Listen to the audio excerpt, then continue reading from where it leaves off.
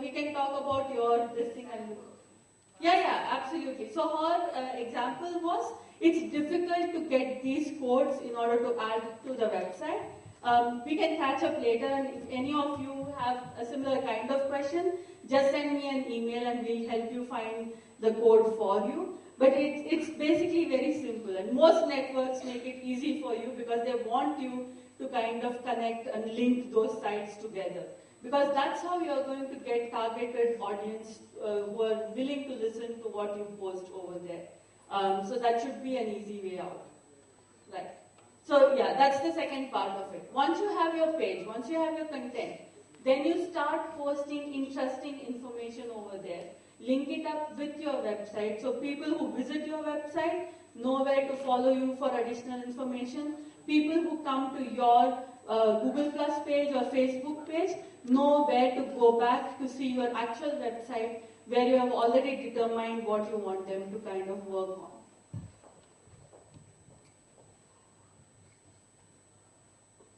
And I'm going to quickly talk about the video channel first before we jump on to what to post on your pages. Mainly because video is another important aspect that you should certainly consider while you're promoting your businesses.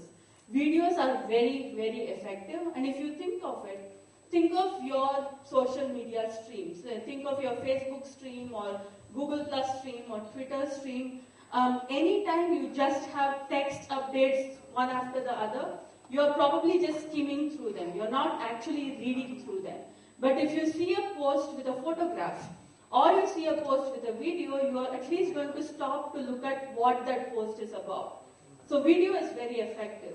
If pictures are worth 1,000 words, videos are worth 1,000,000. So you can certainly kind of capture on that.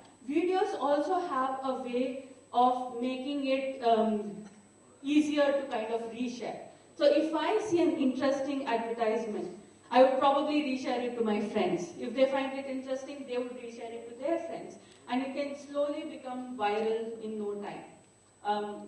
So those are some of the opportunities available. Now, anytime we talk about video to our entrepreneurs, the first question that they ask is, okay, what do I post about? Like, I only sell X, or like, I only have a small shop over here. I don't know what kind of videos people will be interested in. So here are some examples, some of the options that you have available to you on the kind of videos that you can post for your own business. And regardless of whether you're a small business or a big business, you can certainly kind of take a note from here. So the first thing is, of course, introductions. Talk about the products that you offer, talk about like what are the services that you offer, what your business is about. If you have a history for your business, certainly talk about that. Any small snippet that can help you connect very personally with your prospective customer, you can certainly create a video on that. You can also create like a small personal message to your prospective customers. It could be something about like a video blog. You do a video every week on a specific topic about some of the products that you are selling and then show them over there. Or it could be a pertinent topic that your prospective customers might be interested in. Oops, sorry about that.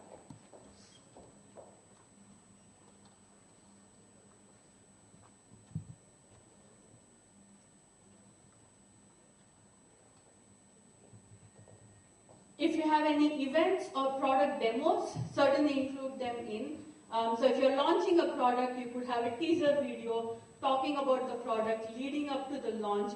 On the day of the launch, you could actually have the launch event itself. You can also have product walkthroughs if your product or service, whether it's a tangible product or if it's a software, you can have a walkthrough on how to use this product. If it's an investment company, you could have tips on how to kind of invest, or what are some of the things that you should kind of take care of, best practices and things like that. You can also get people to submit videos for you. One of the easiest ways to do that is to ask for customer testimonials. Now, every business does that. You have people sending in reviews, you have people sending in emails saying, fantastic service, I'm so pleased with that, I would love to do business with you again. just ask them to record that in a video and send it over to you. That's much more effective than just putting like a text testimonial on your website itself. You can also ask your customers to like share tips on using your product or using your service, and that has the opportunity to go viral because they are certainly going to share it with their friends and so on and so forth. So those are some of the ways in which you can get your prospective customers or your current customers to send in content that you can use on your business page or on your website. The last two parts, frequently asked questions. If you get a lot of questions on how do I buy this product, do you accept credit cards, do you accept this specific credit card, or can I return the product, or anything of that sort, do a video of frequently asked questions instead of just writing it on text. If you go over to our Webmaster Central YouTube channel, we have frequently asked questions from SEO experts. We have frequently asked questions from webmasters, people who create websites, and come to our team and then say, how do I rank better on Google? And there are short videos that are created for each of these questions to help them understand it. Not only does this help them clear their question, but it's also a very personal connection because they can see that you're interested and are actually making an effort in order to answer the questions. The last one is Hangouts on Air. So we launched a product called Google Plus about a year ago. And one of my favorite pieces of that product is called Hangouts, which is a video chat you can have with 9 more people. And Hangouts on Air takes it one way further and makes it into a publicly broadcast video chat. So you can have 10 people doing a video chat and any number of people just watching the video while the broadcast is happening live. This is again a great way to create content because you could be discussing topics that are relevant for your industry. You could be talking about issues that your customer might be interested in, or you could be just sharing tips, interviewing experts who might be sharing tips with them. And this creates great content that you can then share on your page or on your website.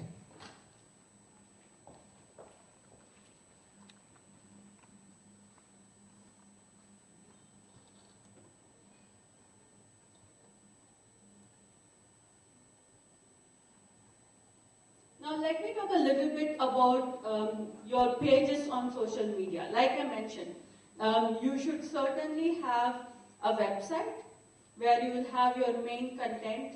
You will have a very clear-cut goal on what the success metric of the website is, and you have a very clear call to action, whether it's purchasing a product, whether it's checking out or requesting for a quote, so that your user or prospective customer knows what they are supposed to do once they are on the website.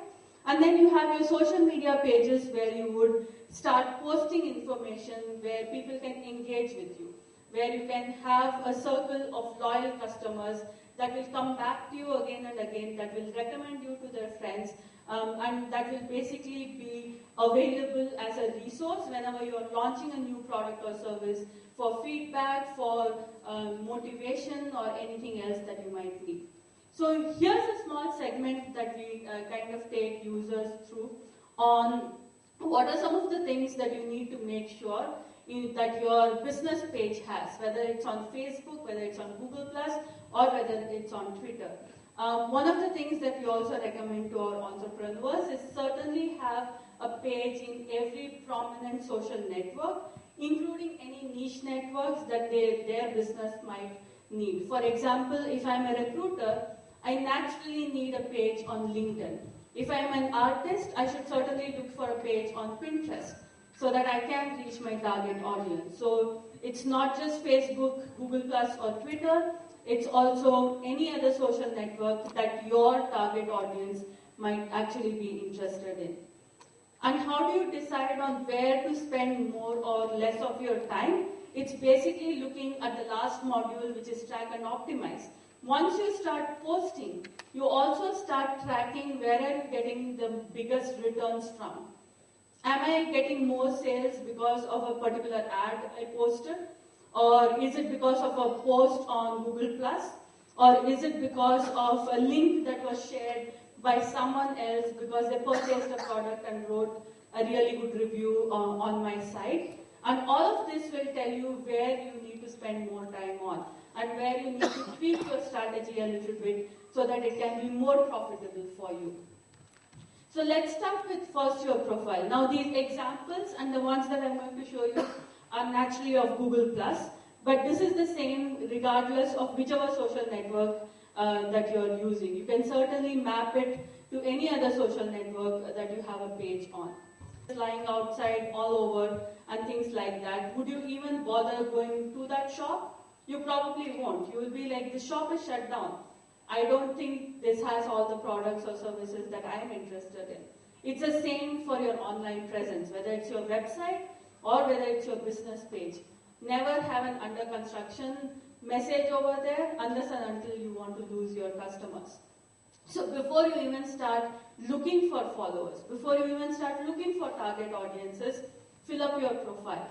Just make sure that you have enough information on your profile for the users to get in touch with you, to know what you offer, and actually connect with you in a meaningful way. Let me go through some of the examples.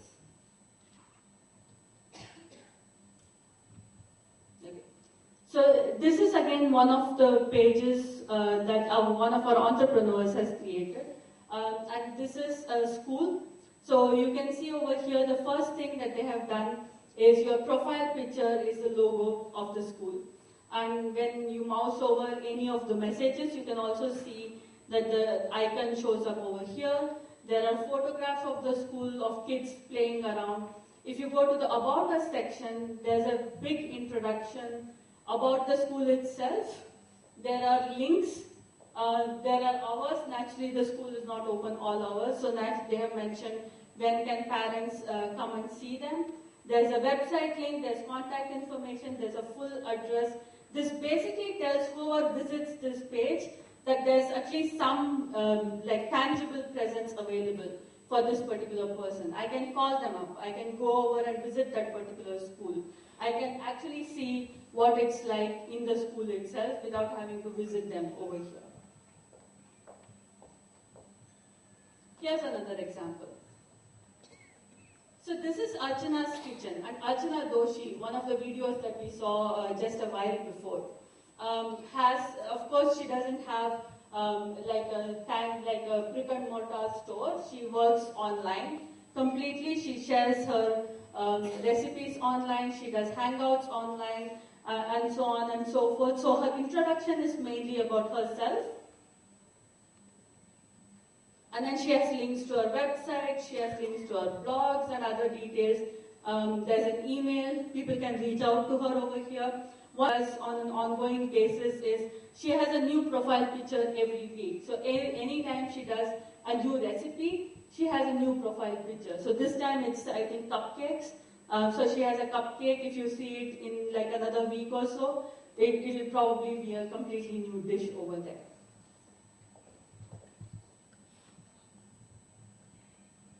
Here's another example. This is a studio, and the brand is, of course, the tutor themselves. Like the person who is the artist is also the tutor over there.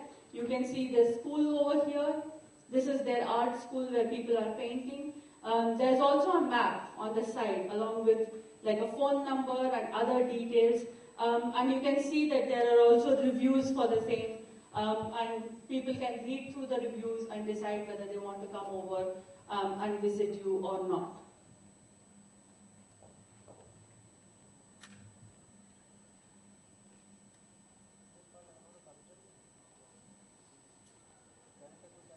So that's basically the first part.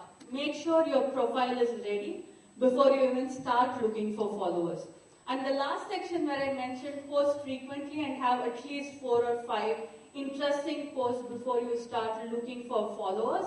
We'll just talk about what are some of the kind of posts that you can kind of post about yourself or your product or service. Now again, this is again one of the pages of one of the entrepreneurs that we have as part of the WOW program. And one of the things that she posts really interestingly is a new recipe for wheat. She actually has like a homestay resort kind of a business, so she identifies locations where people can stay for holidays. And what she does is she posts interesting tidbits about each location, about the places that she visits, beautiful photographs about all of these locations, along with recipes of what they ate, what are some of the things that they did, and so on and so forth. So give us a few ideas on what to post. Now, naturally, the first thing that you would post is updates about your business, new products and services, something new that you have to offer to your customers and things like that. In most of these cases, do include a link back to the relevant page on your website. For example, if you have a post on, for example, let's assume this was a trip to Sikkim, and she had a post about what are some of the places to see in Sikkim, she would add a post to her website which would specifically talk about Sikkim tours, not the home page. Because if you send people to the home page, they're going to be lost, they wouldn't know where to look for, or they'll forget what they were looking for and get distracted. So in every single post, certainly have like a targeted link which goes back to your website on that relevant section. The next thing is, of course, discounts and special offers. If you already know that this is a returning customer, this is someone who has already purchased from you before, add this person to a circle, send them discounts and special offers, send them sneak previews and say, this is going to launch next week, but you, as an existing customer, gets like a sneak preview of what the product is. Certainly we talked about video demos, walkthroughs, hangouts. Certainly include all of those because those are sort of interesting enough. People will want to engage with you and so on. And then customer testimonials, again, have them in video rather than just text. And news articles about your business or industry. This is very important. If you know your target audience is interested in certain topics, and those topics are relevant to you, certainly start posting more on those topics. If all the content doesn't have to be created by you, you could go in and find an article written by an expert and share it on your page. As long as it's relevant to your product, as long as it's something that your targeted customer is interested in, they will certainly come back and ask you more questions about that.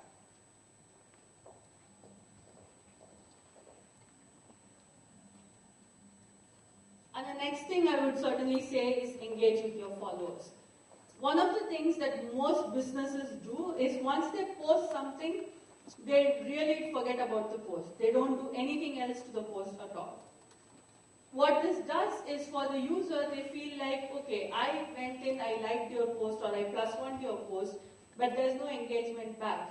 You're really not talking to me. This is no different than your website where I could just like or +1 the page again. So whenever someone engages with you, do engage back. Show that they care, show that you care. And do it in a timely way. So most people, if they send a letter to a business like snail mail, like send it via post, they wouldn't even mind if the business does not answer at all, even for months, because they know how, the postal service is. Your post might get lost.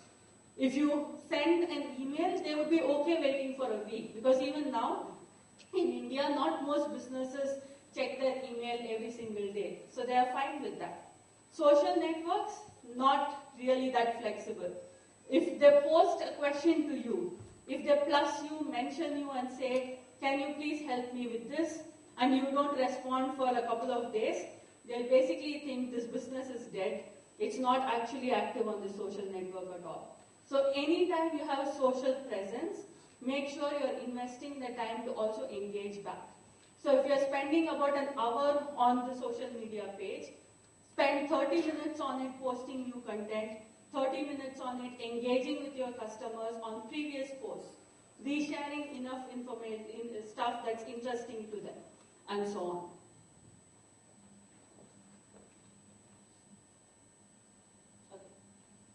Some of the ways that you can get them to engage back with you, polls are really, really useful.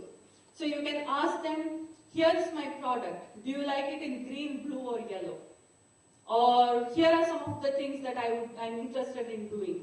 What are your thoughts on this? And we'll show you an example of polls in a minute.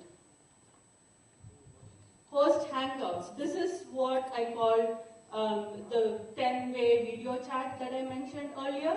You can have a hangout, which is a live video chat with prospective customers where they can enter in and then have chats with you. This is one of the ways we also engage with our entrepreneurs. Every week we have a hangout where they can come over, ask us questions, just interact with us, talk about any of the issues that they find with the products or anything that we have mentioned and so on. And it's very effective because it gives you an instant connect, and it's also very effective in clearing out issues.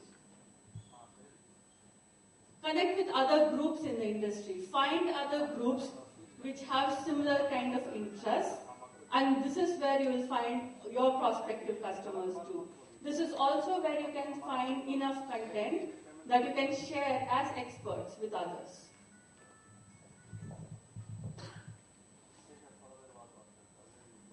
And before we end, I'm going to show a quick video of how Cadbury's is actually using its social network to engage with the customers.